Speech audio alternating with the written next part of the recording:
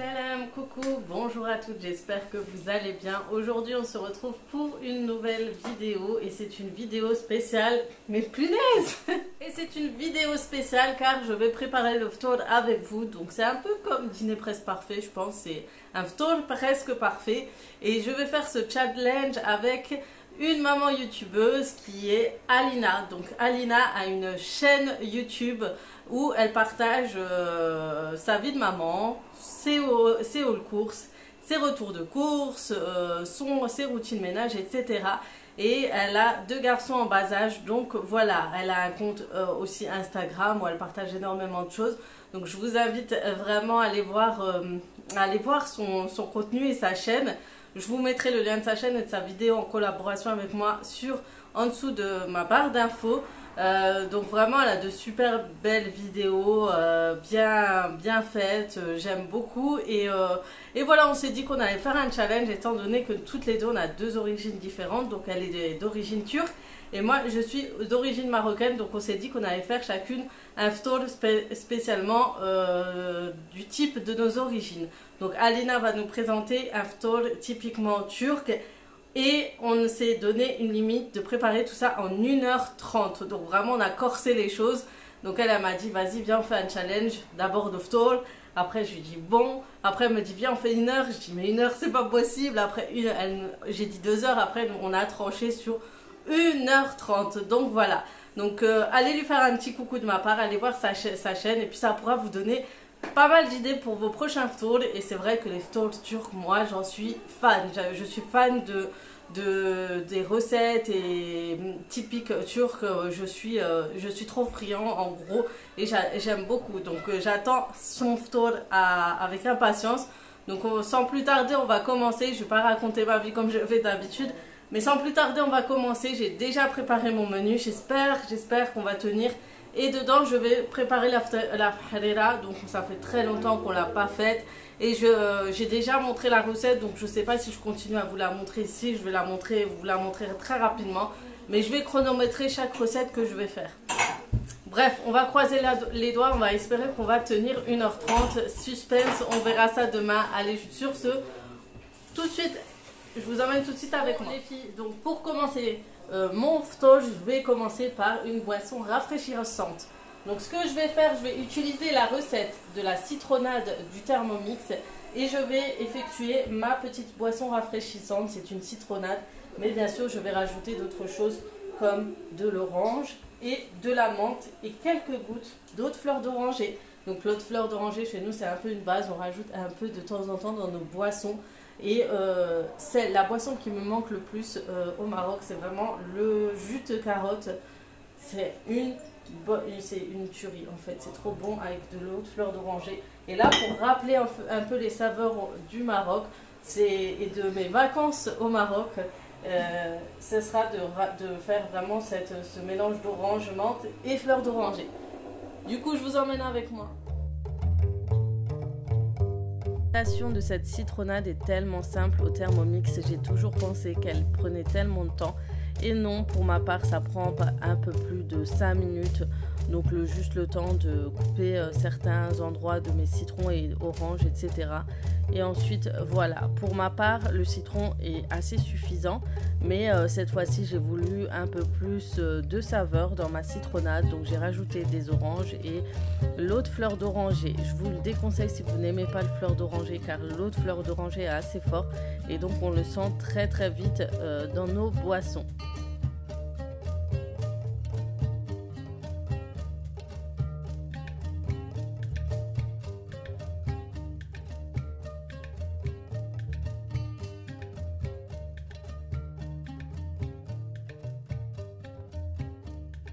La citronnade est super top si vous rajoutez toujours des herbes aromatiques.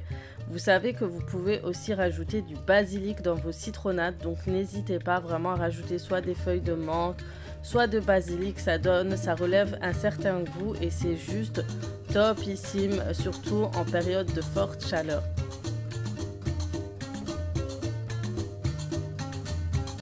Donc maintenant on va commencer par préparer ma recette de harira. Ça va être très simple. Donc tout à l'heure quand j'ai fait la citronnade, ça m'a pris environ 5 minutes, c'est très rapide. Donc maintenant la harira, pour la préparation, ça va me prendre environ un peu plus de 10 à 15 minutes. Et après je vais laisser réchauffer et je pourrai commencer ma prochaine recette. Donc là je vais commencer par couper mes oignons, les hacher au Thermomix, c'est toujours meilleur. Ça évite qu'on ait des morceaux dans notre soupe.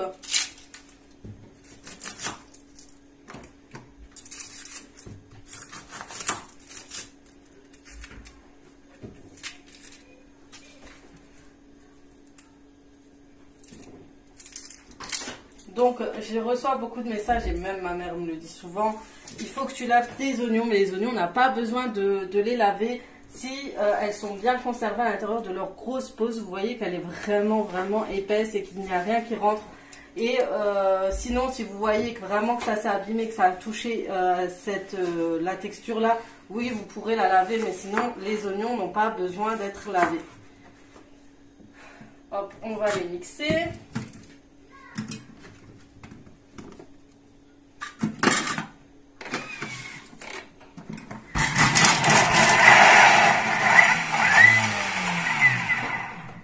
Voilà, quand elles ont cette texture là, c'est top parce que ça, durant la cuisson, elles vont vraiment fondre et ça va vraiment éviter ces effets de gros morceaux dans la soupe en fait.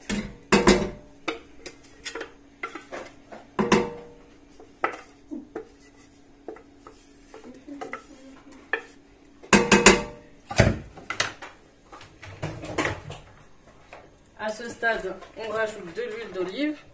Oh non, pas celle-là, je n'aime pas. Et un petit peu de semen. Non, semen, je préfère le rajouter en même temps que la viande. Là, je vais juste laisser quelques minutes que mes oignons suent légèrement et ensuite je vais rajouter la viande.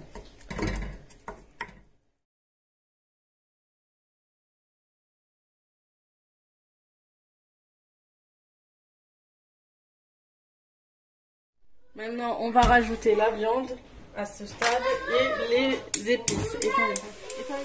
Je vais rajouter une petite cuillère, un petit morceau de semen. Ça va être pour l'odeur et la saveur. Ça donne une odeur en plus à votre harira.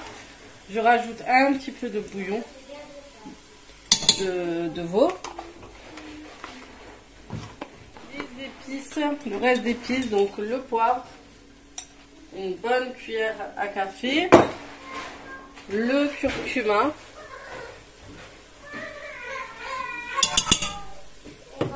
le gingembre et ensuite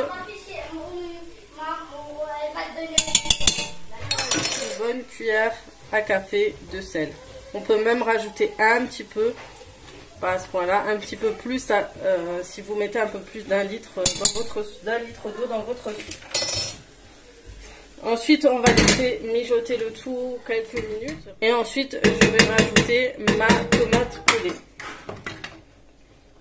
Et voilà, ensuite, on laisse la viande mijoter quelques minutes aussi avec les oignons, les épices et les herbes. Et ensuite, je vais rajouter tout à l'heure la tomate pelée.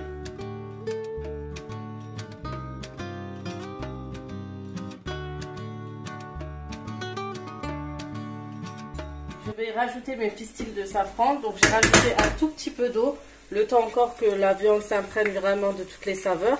Je rajoute quelques pistils de safran, pas trop parce que ça, sinon elles seront trop fortes. En fait, le goût du safran sera trop fort dans votre soupe. Et ensuite, je laisse encore un petit peu imprégner le tout tous ensemble, laisser le safran un peu se décolorer dans le peu d'eau que j'ai mis. Et là, vraiment, à la fin, je rajoute ma tomate pelée plutôt. Pour la tomate pelée, je mets une demi-boîte, hein, je ne mets pas toute une boîte.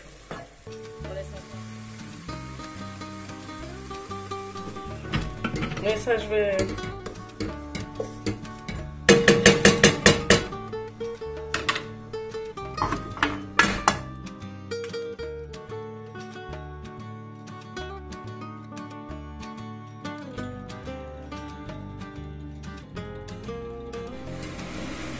Donc voilà, une fois que la sauce tomate a bien cuit, vous voyez, elle tire vers l'orangé au lieu d'être rouge vif comme tout à l'heure. Et je vais rajouter mon eau. Et à ce stade, je suis tranquille. Je vais laisser cuire ma soupe pendant environ 1 heure. Là où vous êtes.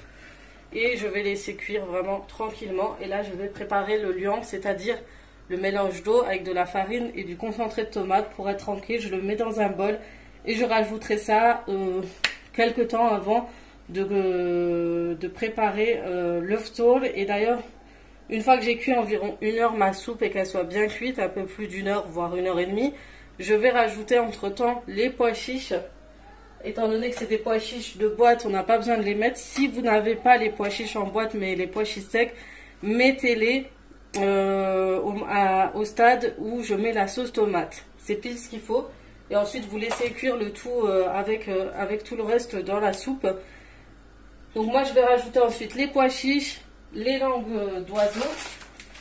Je vais une toute petite poignée. Et une fois que les langues d'oiseau ont cuit, je vais rajouter le liang. Donc voilà. Donc là, depuis avant, je prépare, c'est à peu près, ça me fait 10 à 15 minutes de préparation. Et tout le reste, voilà, je vais laisser tout le reste. Préparer d'autres recettes. Je vais rajouter les autres ingrédients de ma soupe. Donc pour le liang, je mets l'équivalent de 2 cuillères à soupe de farine, voire 3, je dirais. Ça dépend vraiment de la texture de votre farine, etc. Il y a des farines où je mets un peu plus et le liang ne rend pas aussi épaisse ma soupe que je le souhaite. Et ensuite, je rajoute 1 cuillère à café de concentré de tomate. L'équivalent. J'ai toujours une, mais je rajoute toujours un petit peu. Et en fait, le liang va permettre d'avoir à la hlela cette texture très épaisse et très consistante. Et c'est pour ça que ça nous cale super bien durant le ramadan.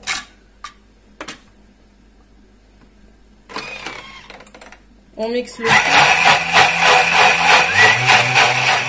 L'équivalent là, je mets 200 ml d'eau avec 3 cuillères à soupe de farine et 1 cuillère à soupe et demie de concentré de tomate. Et voilà le rendu final. Ça, vous mettez vraiment à la fin de cuisson, quand vous aurez fini de rajouter les langues d'oiseau et les pois chiches. Voilà, je vais réserver dans un bol et puis je vais continuer à préparer mon ftour. Bon, maintenant je vais faire un dessert qui s'appelle mahalabia. C'est un dessert libanais si je ne me trompe pas. Donc ça, c'est quelque chose que je fais assez souvent pendant le ramadan, qu'on peut boire aussi, qu'on peut manger surtout parce que c'est un dessert qui va s'épaissir avec la cuisson, qu'on pourra déguster aussi durant le suhoor parce qu'il est très vitaminé. Alors d'habitude je mets du lait demi-écrémé ou écrémé, mais j'aimerais qu'il soit plus digeste et plus facile et plus léger aussi. Donc du coup je vais utiliser mon lait végétal aux noisettes et celui-ci est super bon. Donc on verra ce que ça donne, mais je pense que ça sera pas mal du tout. Donc cette recette je l'ai déjà fait sur YouTube. Donc il vous faudra de bananes, de 4 dattes, du sucre, du lait, donc soit lait crémé, donc moi j'ai pris du végétal, et de la maïzena. Et la maïzena, je ne sais pas où je l'ai mis, il faut que j'aille la chercher. Bref, on y va. Donc tous les détails de la recette sont dans la vidéo que je vous mettrai en barre d'infos. C'est une vidéo où il n'y a que cette recette de mahalabia. Donc vous aurez vraiment tous les détails. Je vous invite vraiment à rajouter un lait végétal. Ça rend le dessert plus léger. Et franchement, c'était pas mal. Ça a un super goût. On n'a pas pu le déguster, vous verrez par la suite. Mais j'ai eu le temps de goûter. Et franchement, c'est super bon avec le lait de noisette. Donc je trie mes dates. Je regarde ce qu'il y a à l'intérieur parce que des fois, vous pouvez trouver des petites bêtes ou autre chose dedans. Hein. Allez savoir, des asticots ou autres. Donc je les ouvre toujours, je les dénoyote et je mixe extrêmement bien. Mixer au maximum pour vraiment écraser et mettre en morceaux les dattes. Et ensuite, je chaufferai le tout avec de la maïzena dans une casserole pour épaissir cette recette.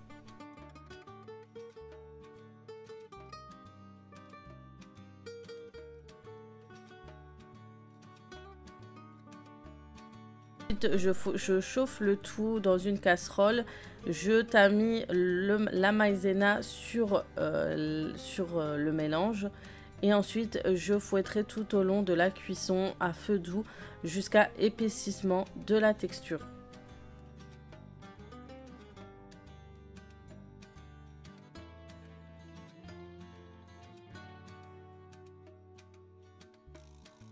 Une fois que le tout a bien épaissi, je rajoute ça dans des verrines ou dans des tasses. Vous pouvez mettre là où vous souhaitez et ensuite vous pourrez le décorer selon vos goûts. J'ai rajouté par-dessus du caramel, vous pouvez rajouter du miel, du chocolat. C'est vraiment pour le visuel et rajouter un petit peu de goût dans votre dessert et ensuite vous laissez reposer au frais pendant un peu plus d'1 heure à 2 heures, voire toute une nuit, ça va aussi.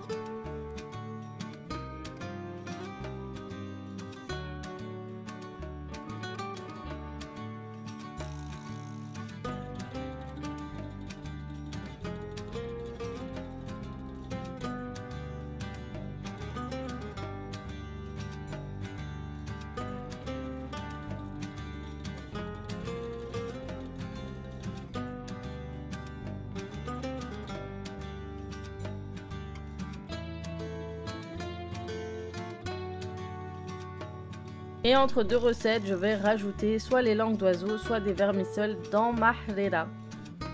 Bon les filles, mon dessert d'avant m'a duré environ 15 minutes. Donc entre les 15 minutes, ça fait déjà 30, plus les 10 minutes de tout à l'heure, ça fait 40. Il nous reste pas moins de 40 minutes pour le reste des préparatifs. Du coup, je vais préparer des borlets et je les prépare au Thermomix.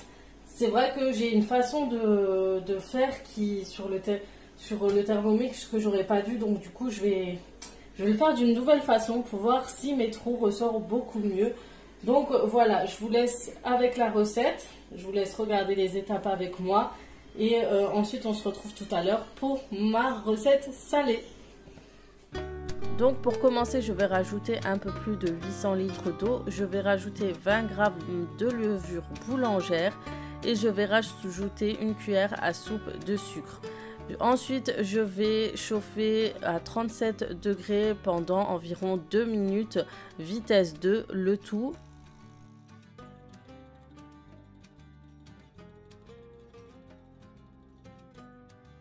Ensuite, je vais rajouter le reste des ingrédients. Donc, je vais rajouter un peu plus de 250 g de farine, 250 g de semoule très fine et je vais rajouter un sachet de levure chimique et une cuillère à café de sel et je vais faire en sorte d'éviter de faire toucher le sel et la levure chimique avant de mixer le tout.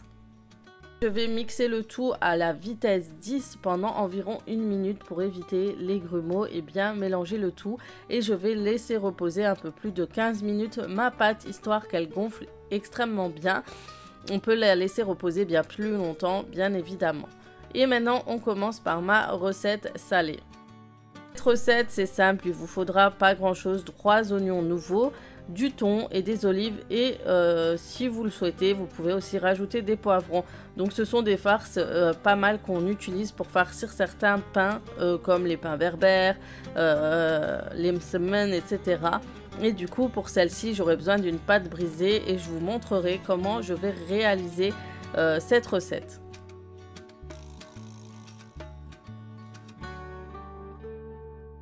Donc on commence par couper le tout, les oignons nouveaux, on garde les têtes d'oignons nouveaux, on les coupe, ça remplace nos oignons normaux et on va bien sûr utiliser les feuilles aussi et on va couper aussi nos olives si elles ne sont pas coupées en petits lamelles.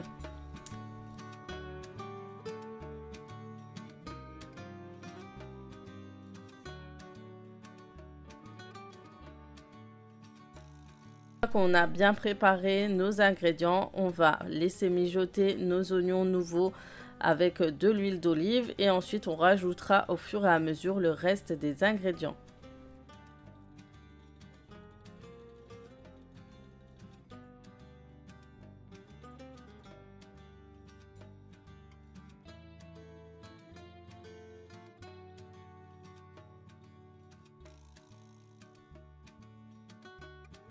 On va rajouter les feuilles des oignons nouveaux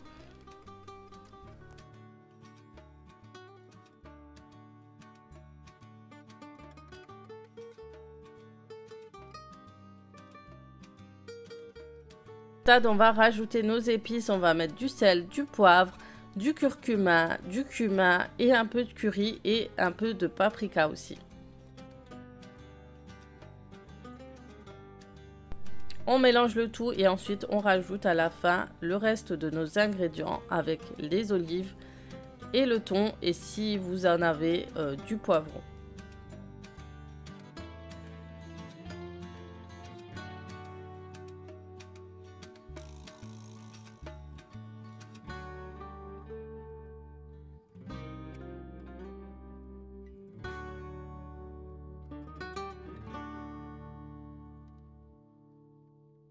Bon, maintenant on passe à la garniture. Donc j'ai sorti une pâte brisée.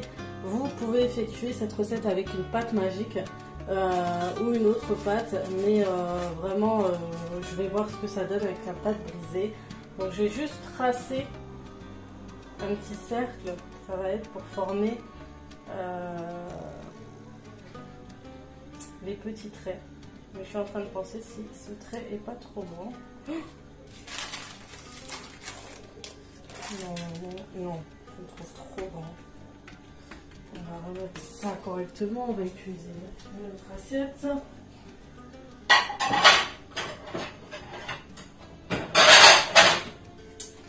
Toujours dur de trouver la bonne dimension, ça va être juste bien. Okay. C'est vraiment juste pour tracer. Voilà. Et ensuite...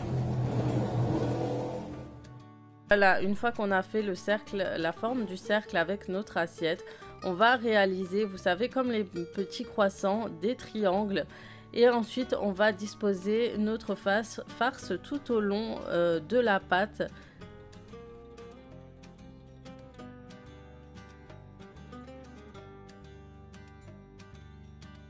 Disposer vraiment la farce bien tout au long de la pâte, faut pas avoir peur. Mettez autant que vous le souhaitez et ensuite on va disposer du fromage, quelques petits carrés de fromage de vache qui rit par-dessus. Vous mettez vraiment le fromage que vous souhaitez. Vous pouvez parsemer d'autres choses bien sûr selon vos goûts.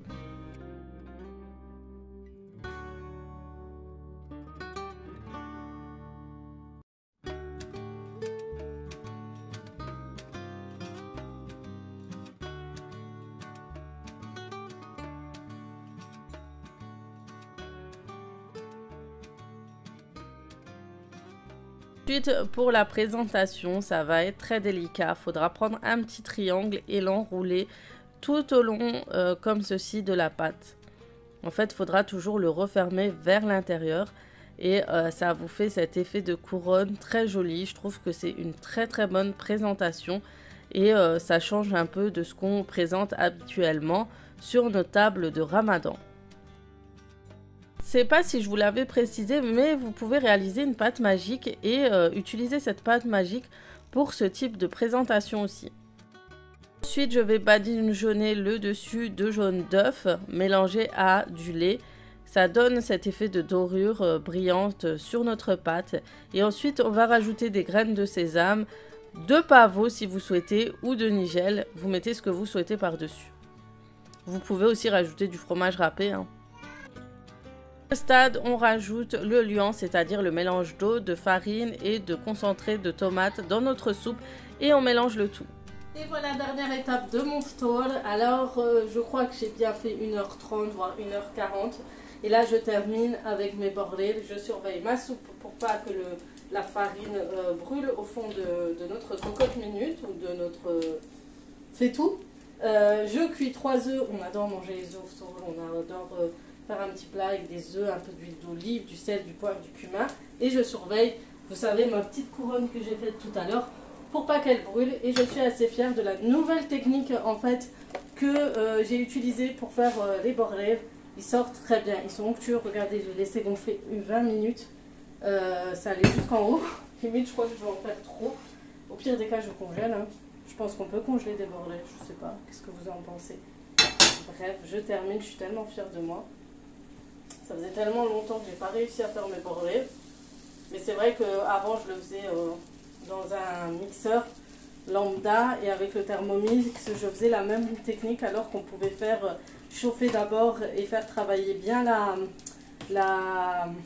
la levure boulangère pour donner vraiment cet effet de bulle, de mille-trous et aussi d'épaisseur du borlet. Il est bon quand il est très onctueux et très épais. Je sais pas comment vous dire, mais vraiment quand il est comme ça, c'est juste une tuerie. Et avec du miel, ça va être... On va se régaler, je pense, même si on n'a pas fait grand chose, mais je pense que c'est suffisant. Ne pas faire trop, c'est le plus important, et c'est le plus important de ce ramadan. Il faut vraiment voir avec ça. Voilà, je sais, vous ne me voyez pas trop. J'essaie de remettre le trépied normal, mais je voulais que vous voyez un peu tout ce que je fais à côté. Voilà, j'espère que ma soupe sortira bien. En tout cas, ça fait très longtemps, ça fait je crois 3-4 jours que j'ai pas fait de soupe de harira. Mais mon mari se plaignait tellement de la harira, mais vous savez qu'elle est très bonne parce qu'elle est très digeste, elle vous aide au niveau de votre digestion et à vider, on va dire, vos estomac durant votre iftar. C'est pour ça que c'est énormément conseillé de boire une harira digeste à l'heure de coupure du jeûne. Bref, je termine avec ça, je vous reprends pendant le dressage de la table. Et ma petite dernière, elle arrive comme d'habitude. Et j'aime pas quand on arrive dans la cuisine quand tout est chauffé. À tes souhaits. Et de ma couronne, et du coup moi je vais couper en morceaux. Mais vous n'êtes pas obligé, si vous avez un grand plat, vous pouvez aussi le présenter par-dessus. Vous mettez une salade et vous disposez votre couronne. Ça peut faire une jolie présentation. Recettes, j'ai vraiment hâte de retrouver les recettes que je vous propose sur vos réseaux sociaux. Ça me fait toujours autant plaisir. J'ai pu réaliser mon thé à la menthe, donc si vous voulez la recette du thé à la menthe, je vous le mets la vidéo en barre d'infos où je vous avais expliqué toutes les étapes. Et là vous pouvez voir mon dessert, malheureusement on n'a pas pu le déguster. Je vous mets le petit bonus à la fin pour savoir le pourquoi. Et j'ai pu poser une tarte à la pomme que j'avais fait la veille, des cheveux que ma mère m'avait déposé, et voici mes borlets juste topissimes. Je vous invite vraiment à réaliser avec les étapes que je vous ai expliquées. Vous allez voir, vos borlets ne se rateront plus. Et voilà pour ma couronne qui était juste délicieuse. J'espère que cette vidéo vous aura plu. J'ai vraiment hâte de voir la vidéo de Alina. N'hésitez pas à aller en barre d'infos. Je vous mettrai les détails de sa chaîne et la vidéo en challenge qu'elle nous proposera. Et voilà pour ma table de iftar. J'espère qu'elle vous aura plu. J'espère que ça vous motivera à préparer votre iftar. Je vous fais de gros bisous et comme d'habitude, à très vite pour d'autres vidéos. Ciao, ciao. Voilà le visage de la déception et le résultat d'une catastrophe qui s'est passée chez moi. Donc voilà, un dessert qui a été préparé pour rien.